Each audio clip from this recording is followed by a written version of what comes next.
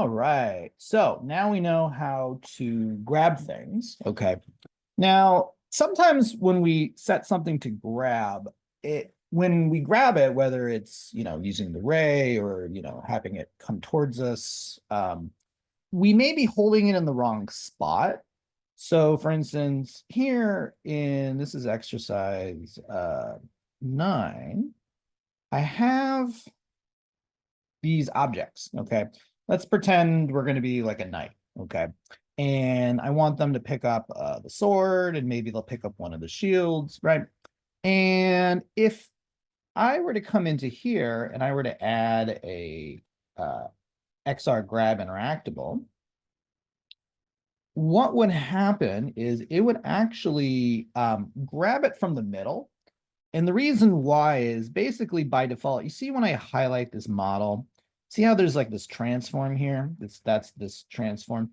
That is defaultly where you're going to pick up any object. So anytime you add a grab interactable to a model, it's basically going to default to wherever the transform is currently set. Okay. Now you could change the transform, except that would, you know, that would, kind of affect its position. So there's actually a way we can fix this, okay? Or just make it easier for us, okay?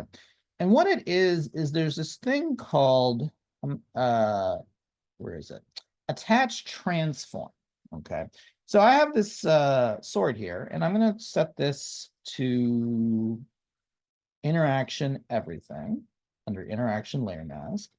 You can keep it as instantaneous if you want, or, I think for now that's easier. So that way it can just kind of go through the shelf. Doesn't get caught by objects that have, rigid bodies and all that.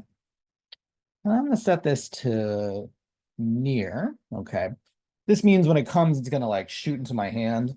If you didn't want that, you could set it to far, which means wherever you are when you pick up the object, that's how far you are from it.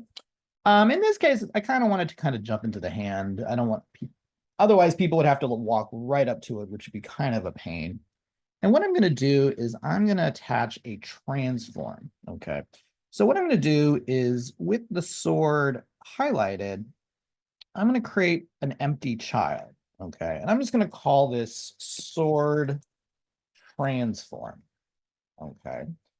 And I'm going to select this, and this is a child of the sword, and it should be kind of, I'm going to make sure this is highlighted, and I'm going to move it, and I'm going to move it so that it's in basically the base, the sword, the handle part, kind of like this. All right. Now, in order for the grab to use this as its placement, I'm going to go back to XR grab interactable, and I'm going to go under, I'm going to take the sword transform, I'm going to drag it to here. Okay. So now that's going to happen. What I'm going to do is the same thing for the yellow sword, or sorry, shield, and the blue shield. So let's take the yellow shield. Now, right now, it's kind of going to pick it from here. I kind of want it, I had a handle. I don't know if I can see it here, but let's just say for the sake of argument, I wanted to pick it up from the back. Okay, so because I want it facing outward. So I'm going to place the transform not in the center, but like maybe from here. Okay. And I thought I had a handle on this, but maybe it didn't. But I'm going to go and add an XR grab interactable, and I'm going to set this to everything. You can keep it as instantaneous, I think, just so it just makes it easier so we don't have to worry about it hitting things. And then I'm going to set this to near. Okay. And what I'm going to do is I'm going to once again create a empty, let's call this shield transform.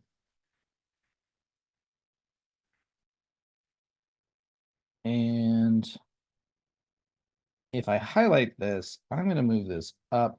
This is the shield transform, not the shield. It's important that this is the child of the object, so it doesn't, and I'm going to place that kind of in the upper part here. And once again, I'm going to set the shield transform to the attach transform. And what I'm basically saying is when the user, when the object attaches to the user, the ray transform or the ray interactor, go use this point, not this point. Okay. And if we were to do this, this should work. Now, sometimes when you do this, you may pick it from the right position, but the rotation of it might be wrong. So I think in this case, it actually will work in that the shield is going to turn around. So like the pointy part is going outward.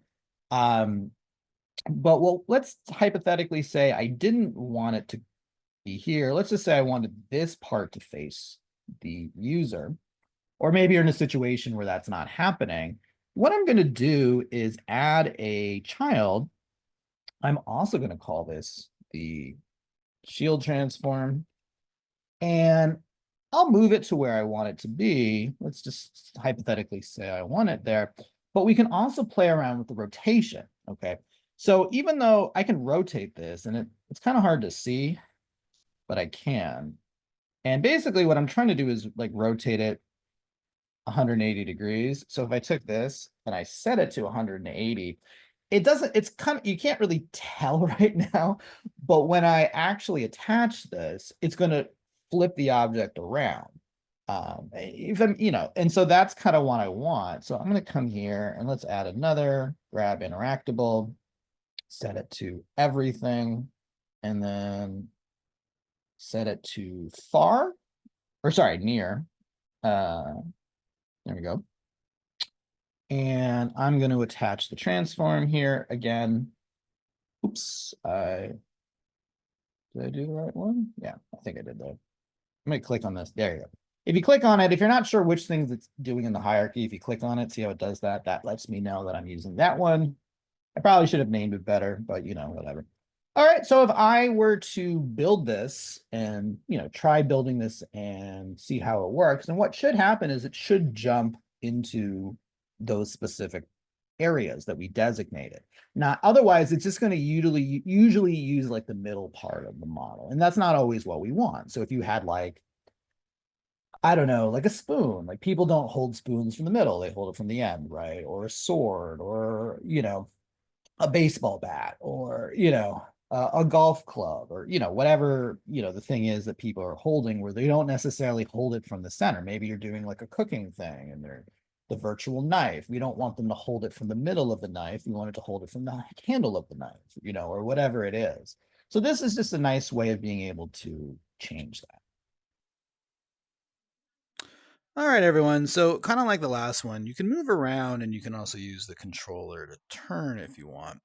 Now, what I did in this one is when you attach something, there's a couple things going on. Normally, if I were to grab this, it would actually go to the middle.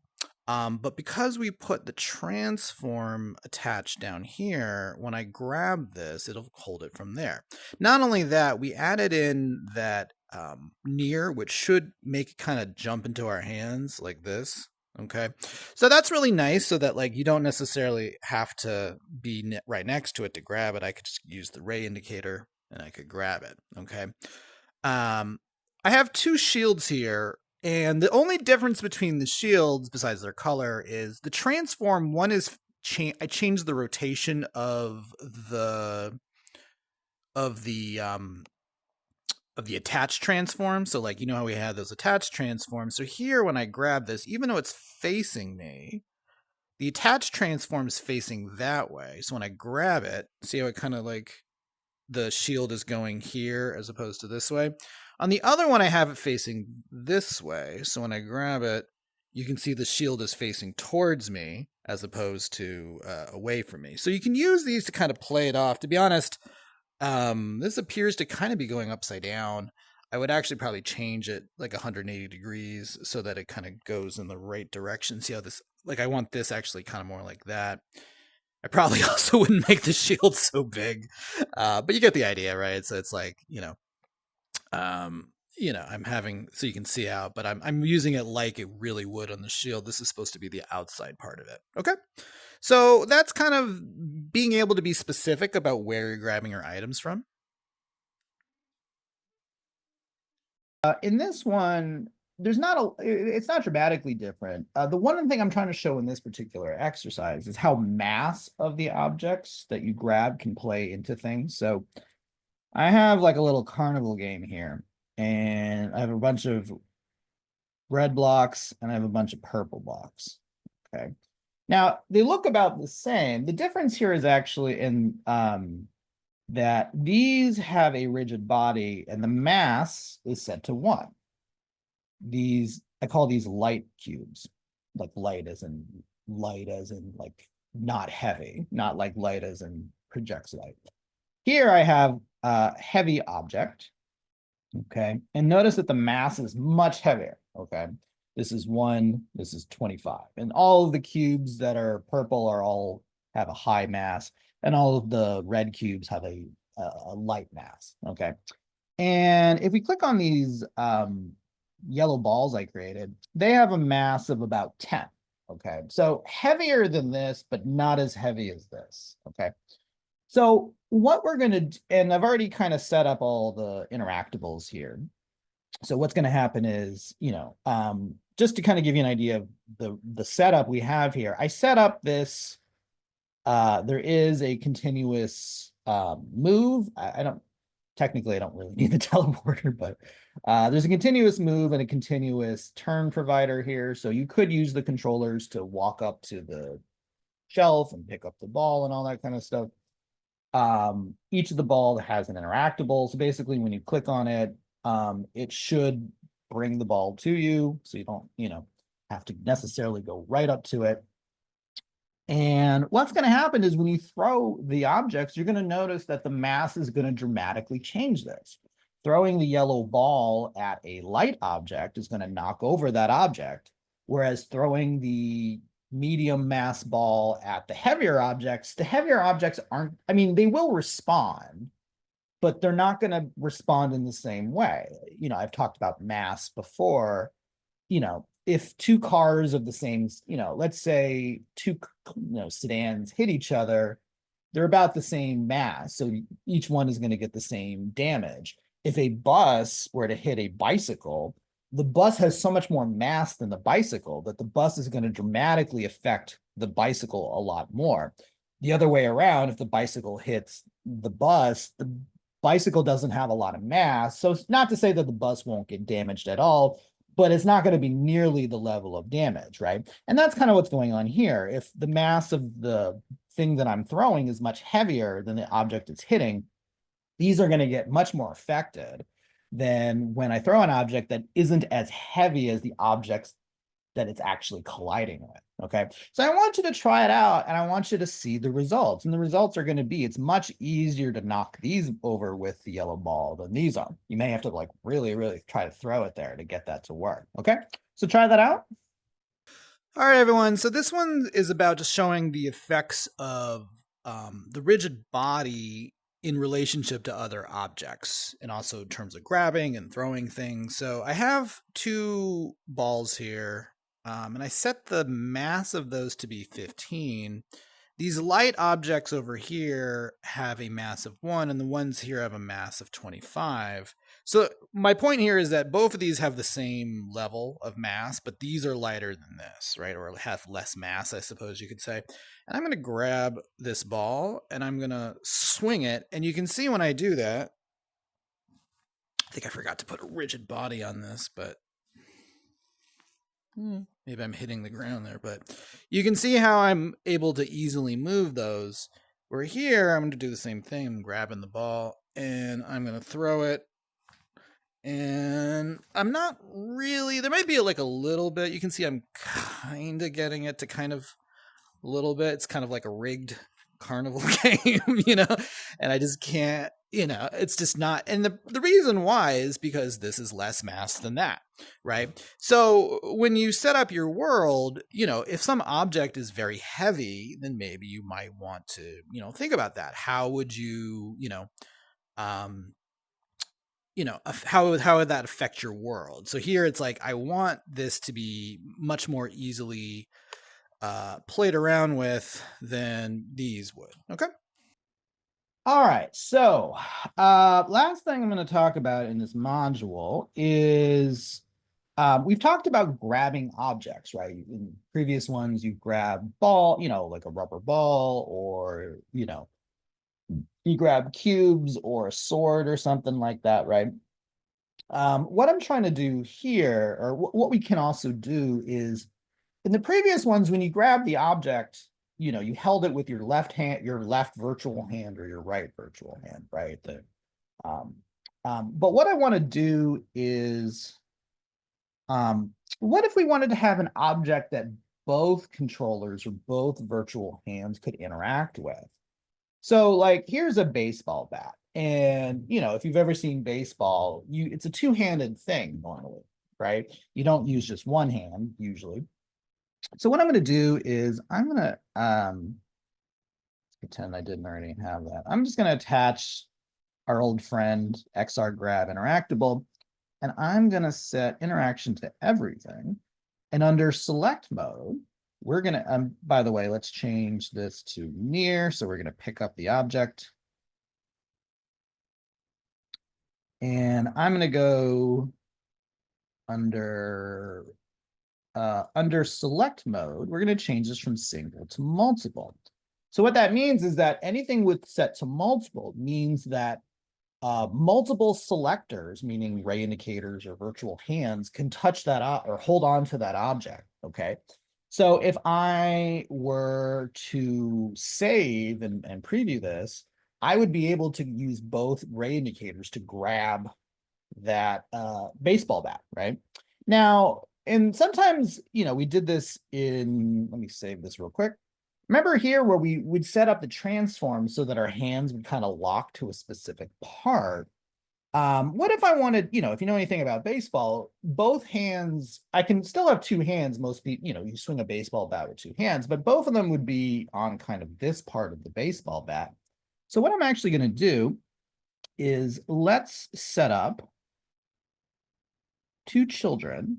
I'm going to call this hand one, or, we'll call it hand position one, or whatever makes the most sense to you. And let's make another one, and I'm going to call that, and I just want that to be not a child of that, but just a child of the baseball bat. And I'm going to call that hand position 2. Okay. And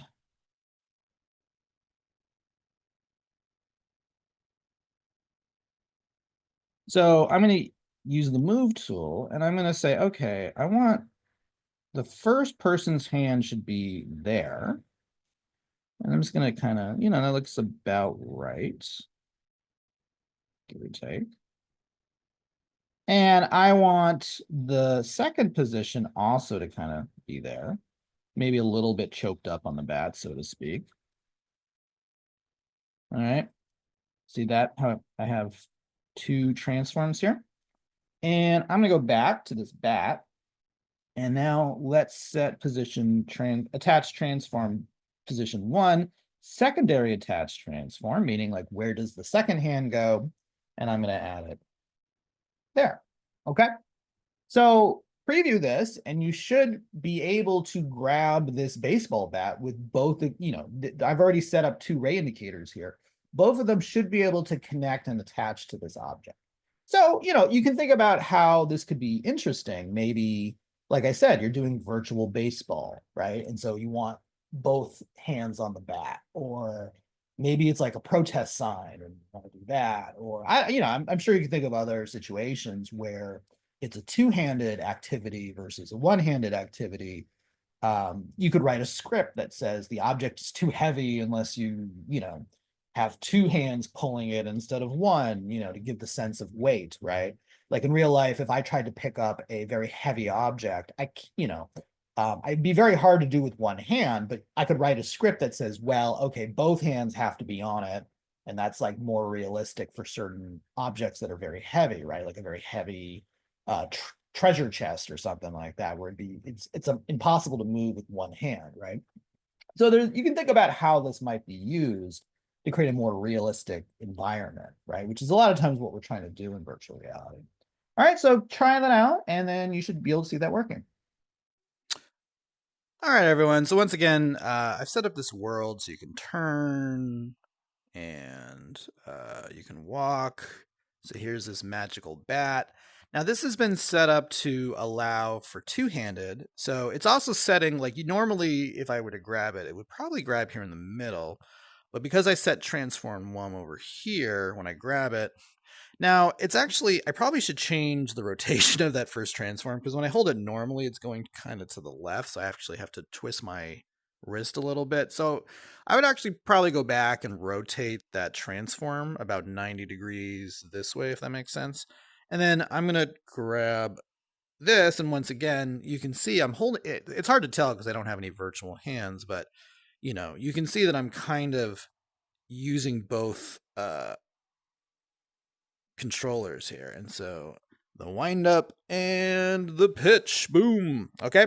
So like I said, you can kind of see how, I dropped it there. You can kind of see how you could use this for objects or situations where maybe you want to use two hands to do an activity versus one hand. Okay.